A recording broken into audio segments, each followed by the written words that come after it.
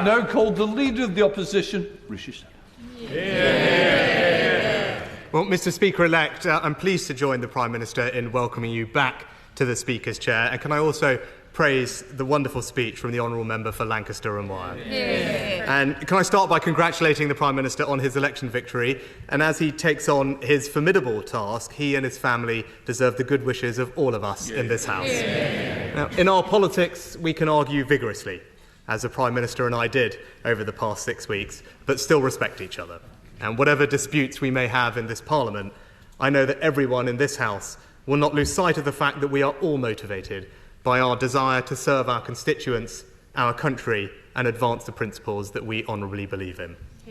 And to every member, new and old, let me welcome them to their places and congratulate them on their results. To be sent to this place by one's constituents is the greatest honour, privilege, and responsibility.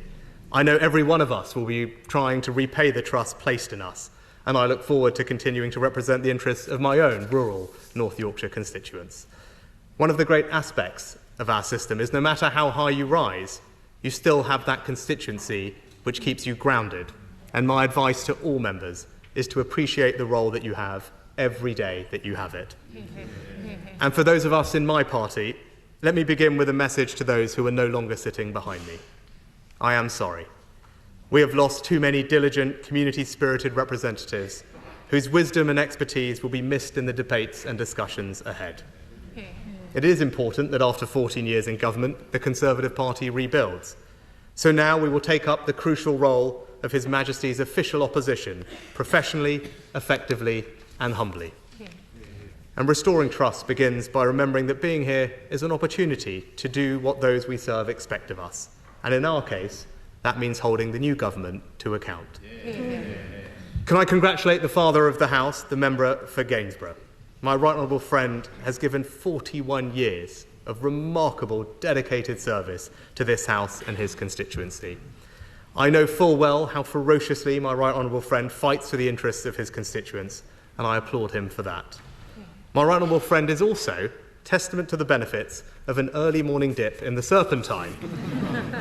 And members may be interested to note that the Bottomleys have also had a big influence on my right honourable friend's career. It was in 1974 that my right honourable friend ran against Arthur Bottomley in Middlesbrough in his first effort to enter this place. And today he takes over from Sir Peter, who will be missed. And can I also congratulate the new mother of the House, the member for Hackney North and Stoke Newington. We have our differences on policy, but no one can deny the Right Honourable Lady's important role in this House and the inspiration for so many young women of colour that she has provided. The Right Honourable Lady is true in every sense of the word, a trailblazer.